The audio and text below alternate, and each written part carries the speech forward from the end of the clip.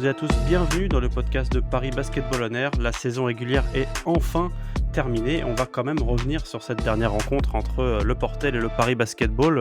Victoire du Paris Basketball 80-66 dans le chaudron du Portel qui portait bien son nom hier soir. Donc Paris est qualifié pour les playoffs. Paris a enchaîné une nouvelle victoire, donc un record, une 25e victoire de suite.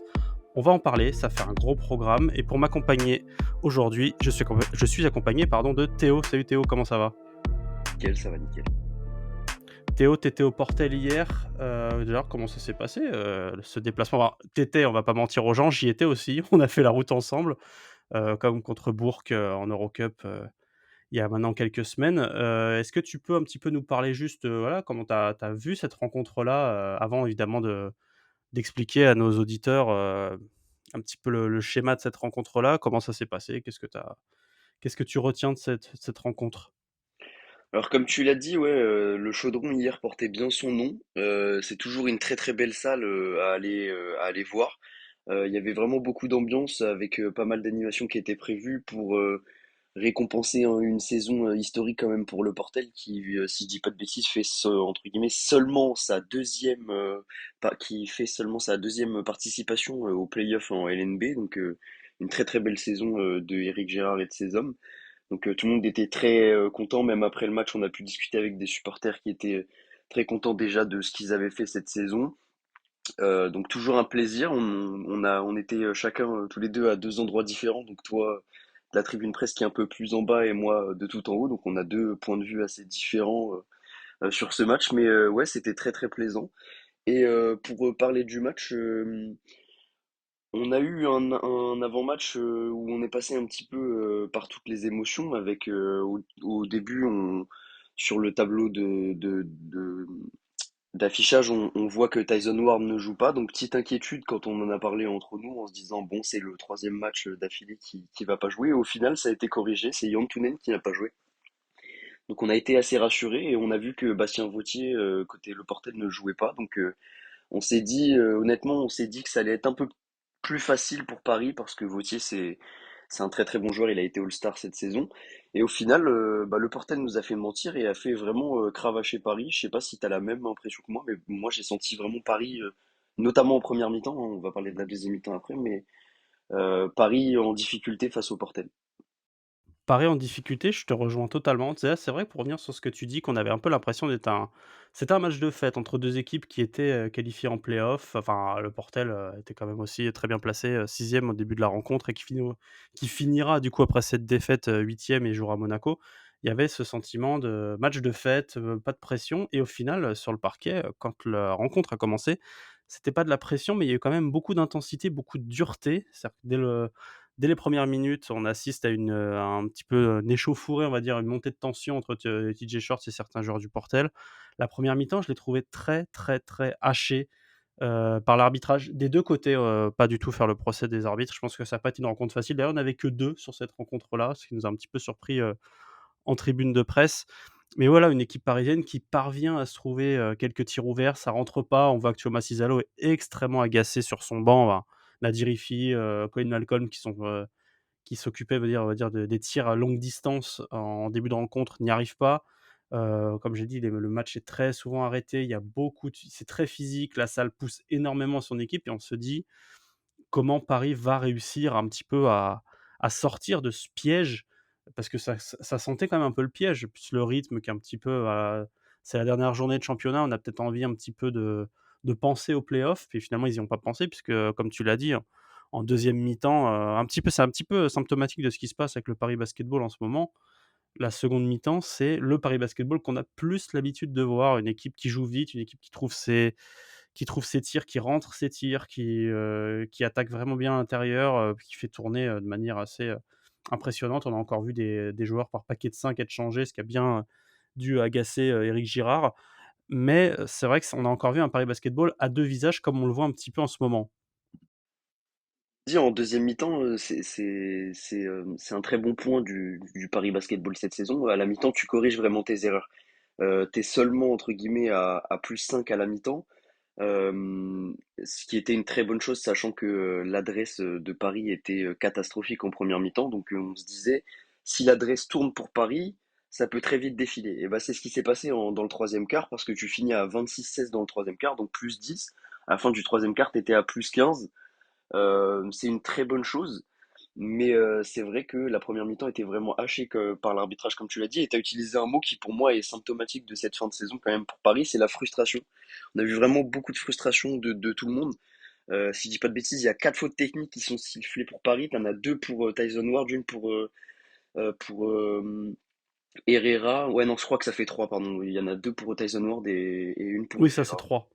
Et vraiment des techniques assez bêtes. Il y en a une de Tyson Ward en échauffourée contre Daisy Washington du Portel qui prend lui aussi technique c'est parce que ça se fait un petit tête-à-tête.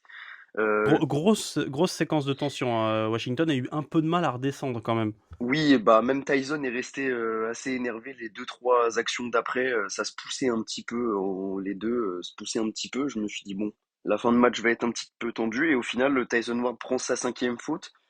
Je pense pas qu'il y ait de fautes très scandaleuses dans ces 5 fautes, donc il aurait pu simplement sortir et au final il reste, je dirais, 15 secondes sur le terrain à rien faire alors que les arbitres lui disent de sortir. Et assez logiquement, il prend sa deuxième technique, donc vraiment frustrant de prendre des fautes techniques comme ça. Tu donnes des lancers à tes adversaires, logique, mais tu donnes pas non plus une très très bonne image de sérénité comme tu peux le dégager depuis le début de la saison et même euh, plus récemment. Et ouais, il y a vraiment beaucoup de frustration. On a vu énormément de joueurs s'agacer et se faire un petit peu recadrer soit par le coach, soit par leur coéquipier, notamment Nadir Rifi qui, sur une faute offensive qu'il fait sur le 3 points dans le troisième ou quatrième quart, il fait une faute offensive où il balance un petit peu ses pieds sur son adversaire. L'arbitre siffle faute offensive, Nadir devient fou et vraiment gesticule et il y a Justin Simon qui vient tout de suite le calmer et le prendre à part et le pousser un petit peu pour le bouger. Donc vraiment c'est un point à surveiller parce qu'en playoff c'est pas la même chose et attention à pas trop s'énerver et à prendre des fautes bêtes et surtout des fautes techniques qui peuvent faire mal. T'as dit le mot magique playoff, on y arrive, on termine rapidement, pour, celles et ceux qui nous écoutent, le portel et on y arrive. Juste pour être dans ton sens, en première mi-temps, Paris shoot à 5 sur 23 à 3 points, donc 22 et à 13 sur 41 au tir en général, donc 32. Donc voilà, c'est pour dire que pour aller dans ton sens sur le fait que Paris, peinait en efficacité. C'est vrai que sur le côté un peu la frustration sur ce match-là, ça s'est beaucoup ressenti, mais comme tu le disais, c'est quelque chose qui est un petit peu récurrent en ce moment dans Paris au Paris Basketball. Comment l'expliquer? Ça, seul le coach et son staff pourraient nous le dire de manière, totalement, on va dire, la enfin la plus la vérité vraie comme ça se dit pas d'ailleurs, mais parce que nous comment on peut l'analyser? C'est vrai que la période entre, l'Eurocup et la fin du championnat peut être un petit peu fatigante aussi. On va approcher des playoffs, ça va être un petit peu plus, ça va relancer un petit peu cet esprit de challenge, même si la série de victoires est là pour les tenir, en haleine. Juste un petit point plus, personnel, individuel sur cette rencontre, il y a un joueur qui a encore une fois brillé, même si bon, au final la victoire est collective, c'est TJ Shorts. Est-ce que tu as retenu quelque chose de sa rencontre autre que le fait que voilà, ses stats sont assez rigolotes compte tenu en raison de la série de victoires du Paris Basketball. Est-ce que tu as retenu quelque chose de son match ou c'est du TJ Shorts comme on en a l'habitude de voir et qu'on espère voir, MVP?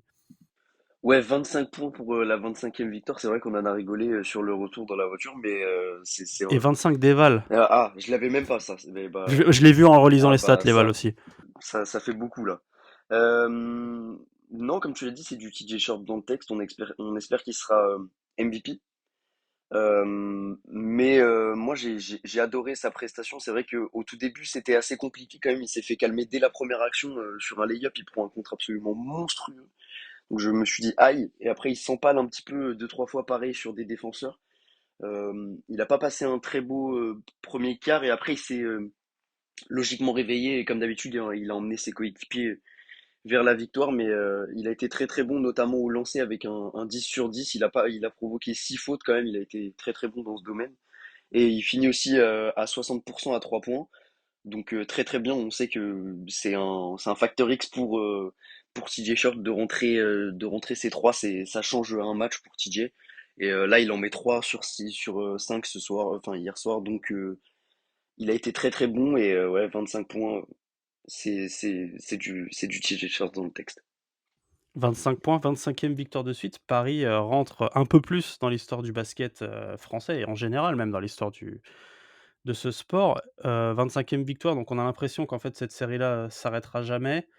Qu'est-ce qu'on peut en dire selon toi, Théo, de cette série? Parce qu'au final, après le match, Thiamas Izzalo, a fait quelque chose, est revenu en fait sur cette série-là de manière extrêmement simple en disant que voilà, au début du mois de janvier, parce que ces 25 séries-là se font sur l'année 2024, au final, c'est 25 victoires. Paris est en 13 en un bilan de 13 victoires pour 7 défaites, en championnat. Ils ne savent pas où ils vont aller et on se retrouve du coup, le 11 mai avec 25 victoires de suite, 2 trophées dans la balance. C'est-à-dire que la Leaders Cup avec un 3 matchs en 3 jours et l'Eurocup avec tout le la campagne de play-off qu'on a connue à Londres, Badalone, Bourg. On a l'impression en fait vraiment, est-ce qu'on se rend compte concrètement de ce qu'a accompli le Paris Basketball, sur cette série? Est-ce même ce qu'accomplit parce que la série est toujours en cours. Comment tu le ressens toi? On sait quand on discute avec beaucoup de fans, ça c'est tout le monde est aussi impressionné. Je pense que c'est unanime parce que, bah, 25 victoires de suite, ça s'était jamais vu. Bah, surtout même pour le Paris Basketball. Comment tu le ressens toi ça?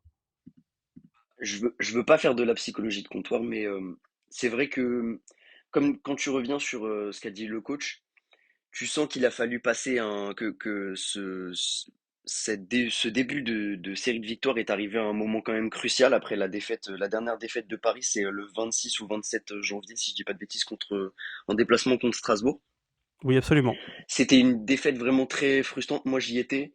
J'étais juste à côté des joueurs. Tu voyais vraiment tout le monde, bah, pas dégoûté parce que t'étais pas non plus mal en point, mais tu sentais que c'était vraiment la frustration incarnée ce match parce que t'étais mené, si je dis pas de bêtises, de quelque chose comme 18 points. Tu reviens, tu t'inclines. Vraiment un match encore très très frustrant.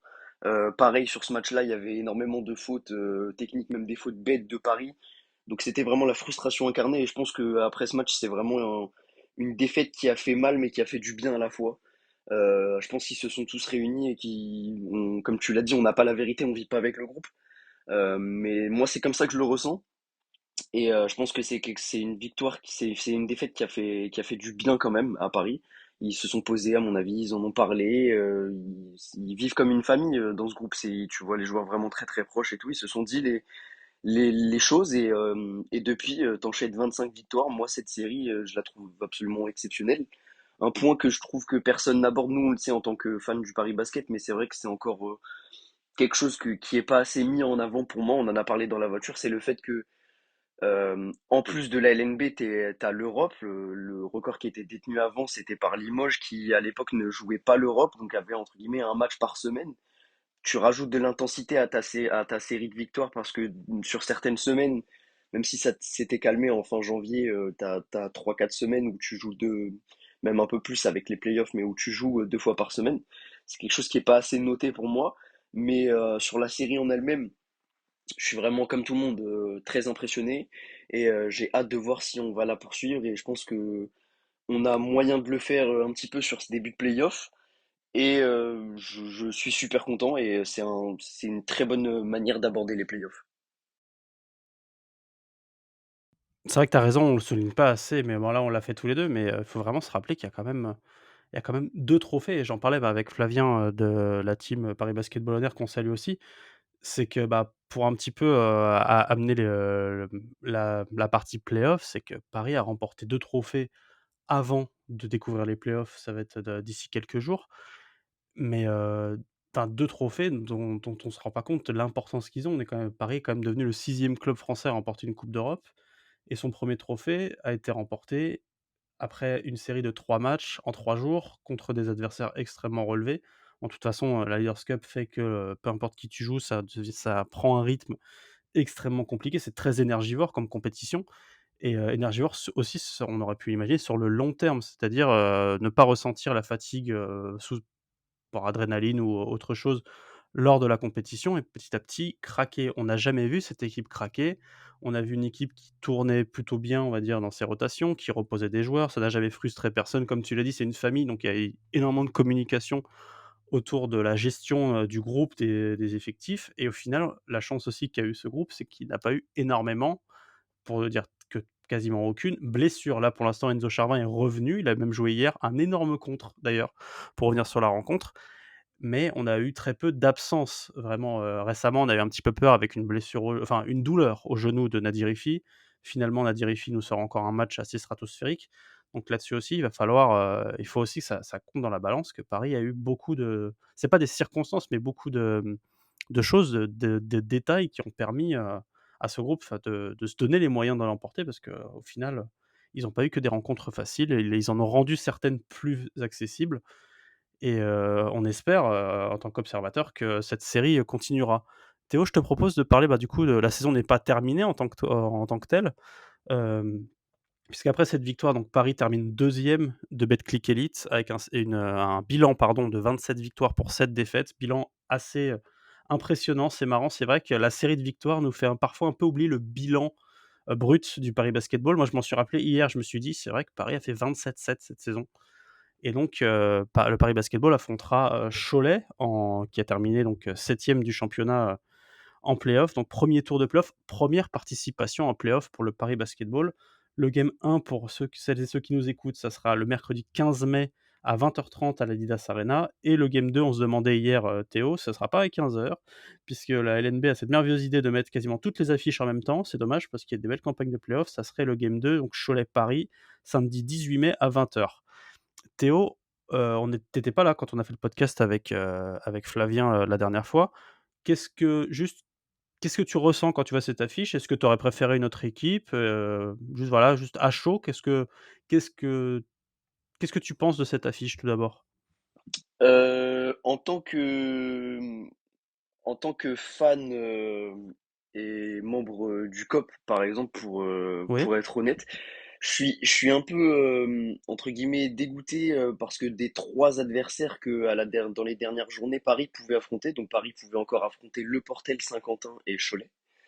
C'est le Et déplacement le plus loin. Nancy sur un alignement des planètes, ça Oui, s'est pas fait. oui, moi je le comptais pas dedans parce qu'il fallait quand Oui, même je te oh taquine. là là, il fallait un sacré alignement quand même. Ça m'embête un petit peu parce que c'est le déplacement le plus loin et sans manquer de respect aux supporters choletais, je préfère quand même Pierre Ratt et Le Chaudron à la Meilleraie.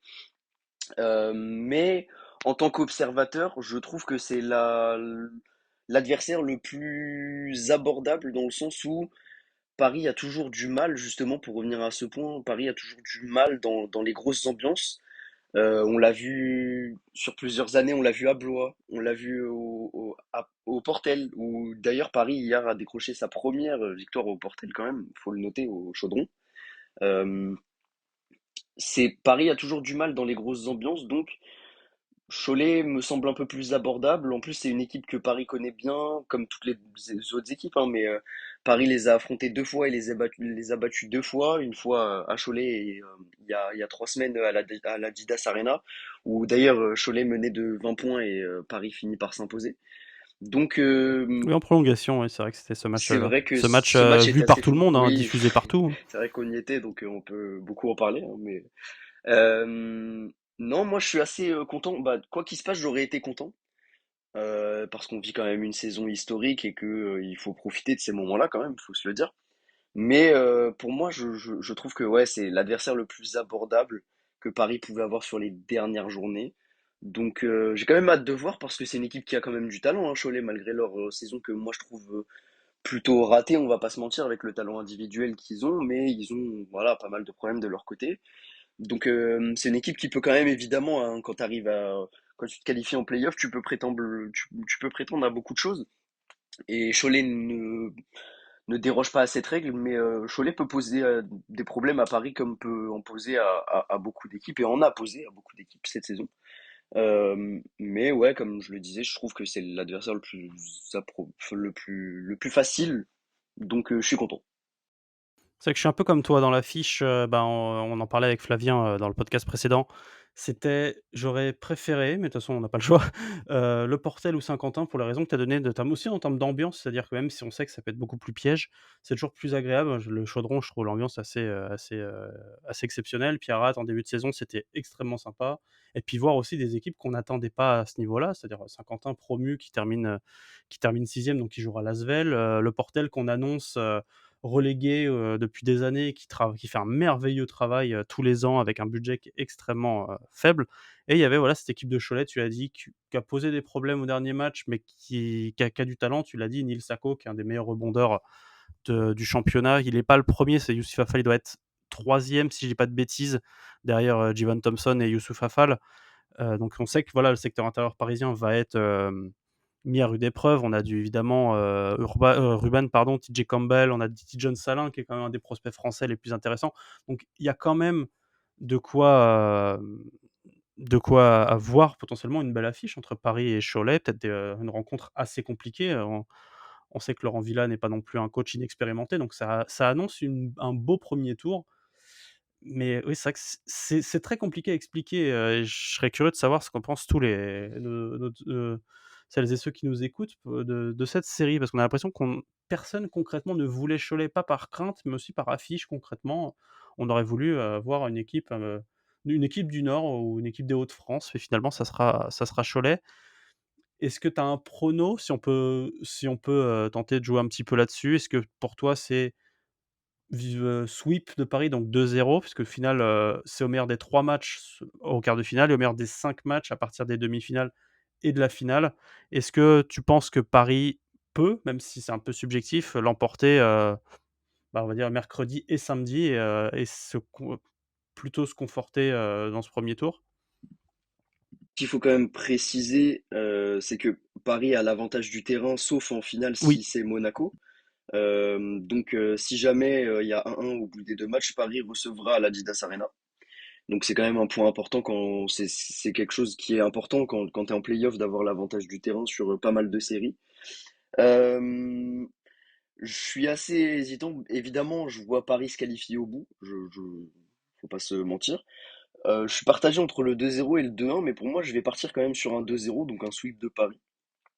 Parce que je trouve quand même que Paris a montré une sérénité que moi j'ai rarement vu, que ce soit dans toute l'histoire de ce que j'ai regardé du basket, que ce soit en Europe, en France, aux États-Unis. C'est quelque chose que j'ai jamais vu, une sérénité comme ça, de se dire que beaucoup de fois, notamment sur cette série de victoires, Paris aurait pu craquer. Il y avait énormément de matchs pièges, notamment on y était, le match 2 à Bourg, en finale d'Eurocup avait tout l'air d'un match piège. Le match ah, d'hier avait c'était un l'air d'un match étouffoir, ouais, piège. totalement. Voilà. Le match d'hier avait l'air d'un match piège. Le match retour en Betclic à Blois avait tout l'air d'un match piège. Il y en a énormément et ce groupe n'a jamais semblé désuni et a toujours trouvé les moyens pour venir à bout de son adversaire, certaines fois avec plus de facilité que d'autres, mais il y a une sérénité qui est dégagée par le coach, par le staff, par les joueurs que moi je trouve impressionnante et c'est ce qui fait aussi cette série de victoires et qui fait que pour moi Paris est un large favori, mais pour moi je vois quand même un 2-0. Je sais pas ce que toi t'en penses, mais moi je vois 2-0. Pareil que toi, c'est-à-dire, comme tu as dit, la sérénité et aussi l'expérience collective qu'a vécu ce groupe au travers de cette série de 25 victoires. Donc voilà, on va pas, reciter, ce qui a été gagné, même si on pourrait, ça fait toujours plaisir. Voilà, c'est cette habitude qui a été prise par ce groupe-là de gagner, de gérer la pression, de se déplacer en territoire hostile, ça peut être qu'un avantage. Et quand on est amené à jouer sûrement contre une équipe comme Cholet qu'on connaît, qu'on sait comment maîtriser et qui a quand même, qui a une belle qui a une équipe assez intéressante, mais beaucoup moins complète que le Paris Basketball. Et j'en parlais même hier avec des journalistes, du Nord et qui analysaient, on va dire, la rencontre entre Paris et Cholet. C'est vrai qu'en termes de profondeur d'effectifs, Paris a quand même un des effectifs les plus profonds, qui se connaît le mieux. Tu parlais un petit peu de cet aspect famille et tu l'as très bien fait, tout à l'heure. Donc ça laisse présager un 2-0 et potentiellement se compliquer un petit peu plus, la vie, on va dire, dans la série de demi-finales. Donc si on reprend le bracket, ça sera le vainqueur de la rencontre entre Lasvel et Saint-Quentin, donc au meilleur des 5.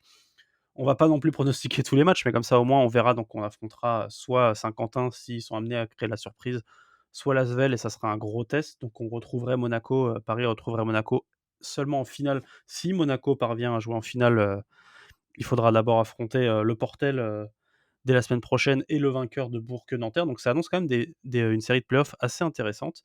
Théo, est-ce que tu as quelque chose à rajouter sur cette rencontre ou sur le Paris Basketball en général, sur cette saison régulière?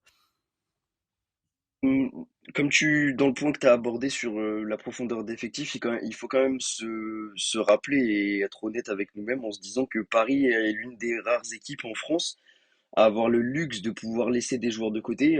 Oui, totalement. On est toujours obligé depuis, l'arrivée de Justin Simon, on est toujours obligé, sauf blessure, mais de laisser un joueur non JFL, sur le côté. Donc ça permet quand même de reposer des cadres. Même si tu as toujours des joueurs qui jouent, hein, on peut parler notamment de TJ, des joueurs français comme Mehdi Nguama depuis qu'il est arrivé, ou encore Léon Kratzer qui ont joué tous les matchs. Ils n'ont pas loupé un match depuis qu'ils sont arrivés. Euh, mais c'est vrai que Paris a un avantage vraiment net pour moi sur cette série. Et c'est un bon moyen à la fois de préparer la suite parce que ça reste quand même une très très belle équipe avec de l'opposition. De toute façon, quand tu arrives à ce stade-là des playoffs, que tu sois premier ou huitième, tu t'as montré des choses pendant la saison. Donc, tu es une équipe qui peut faire des choses, mais j'ai vraiment hâte de voir cette série. Et je pense que c'est pas un manque de respect de dire que Paris est ultra favori. Ça me semble Non, assez puis même, logique quand tu enchaînes 25 victoires. c'est la base des playoffs, hein. Voilà. Mais quand tu enchaînes 25 victoires, de toute façon, il n'y a pas grand monde contre qui tu n'es pas favori dans tous les cas. Mais je pense qu'on va vivre de très très beaux playoffs et qu'il faut nous souhaiter évidemment d'aller le plus loin possible après une saison vraiment historique et déjà deux trophées. Une découverte assez particulière. D'autant plus que TJ Shorts, on l'espère, ou Nadir, Ify un des 2 sera nommé MVP puisque les trophées individuels, seront bientôt, révélés. Tyson Ward, nommé aussi pour le défenseur de l'année et Thomas Izzalo, logique pour celui, du coach. Je voulais aussi on parle de coach, un petit hommage quand même, la saison régulière est terminée, pas pour, mais la saison n'est pas terminée pour le Paris Basketball, mais il y a un club et c'est qu'à Paris Basketball On Air et même les supporters du Paris Basketball et toi en tant que membre du COP, tu seras d'accord avec moi je pense, on n'oublie jamais les anciens et si Paris est là, c'est aussi grâce à tous ceux qui ont fait l'histoire du club. Il y en a un qui particulièrement cette saison a réussi une merveille. On voulait juste le saluer s'il passe par ce podcast ou juste le remercier, même s'il ne peut-être, enfin, s'il passe par ici, c'est Jean-Christophe Prat avec le BCM Gravelines. Donc la saison est terminée pour Gravelines, mais quelle saison pour le BCM. Rien que d'y penser, ça fait un peu la chair de poule et il a récupéré un club qui était au fond du trou. Il l'a maintenu, donc Gravelines qui termine en 12-22 avec une série de victoires assez impressionnante.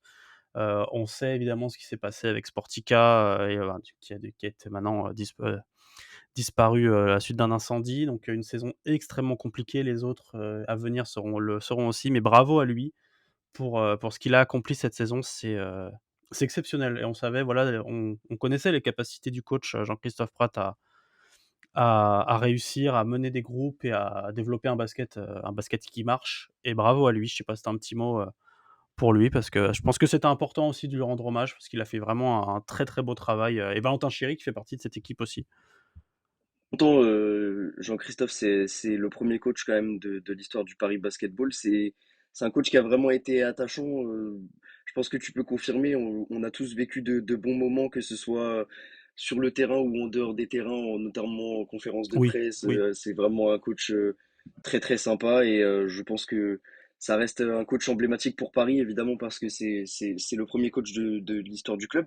Et j'espère que les supporters de Gravelines auront la même vision, si c'est possible, pour Jean-Christophe, parce que c'est quelqu'un qui mérite de grandes choses et qui est vraiment un super gars sur le terrain, en dehors, etc. Donc, c'est vraiment un super coach. C'est vrai on suivra avec attention ce que fera Prat, monsieur Jean-Christophe Prat avec Gravelines parce que comme tu l'as dit, super coach, personne extrêmement gentil aussi également. Faut pas l'énerver après les défaites, mais ça c'est comme tout le monde. Mais non, au final, que des bons souvenirs avec Jean-Christophe Prat. Bah, écoute Théo, je te propose qu'on s'arrête là. Du coup, j'invite, bah, tous celles et ceux qui nous écoutent à hésitez pas à nous donner votre avis sur, tous les points qu'on a abordés, la série de victoires, même les trophées individuels, même si on n'a pas beaucoup parlé, ce qu'ils espèrent, ce qu'ils pensent, chaque avis est toujours le bienvenu. On sera très heureux d'en discuter et puis, évidemment, des playoffs, qu'on soit amené à en parler, physiquement à l'Adidas Arena mercredi ou tout si la série continue, ce qu'on espère, plus tard. Donc en tout cas et même vos retours sur les podcasts, c'est toujours un plaisir. Théo, je te remercie, pour ta présence et puis, pour ta conduite pour nous pour pour aller assister à ce dernier match de saison régulière dans une très, très bonne ambiance, au Portel. En attendant, portez-vous très bien, le soleil est revenu pourvu que ça dure et on se revoit très vite. Hésitez pas à nous suivre sur tous nos réseaux sociaux, sur les plateformes votre plateforme d'écoute favorite, peu importe laquelle et on se dit à très vite. Ciao.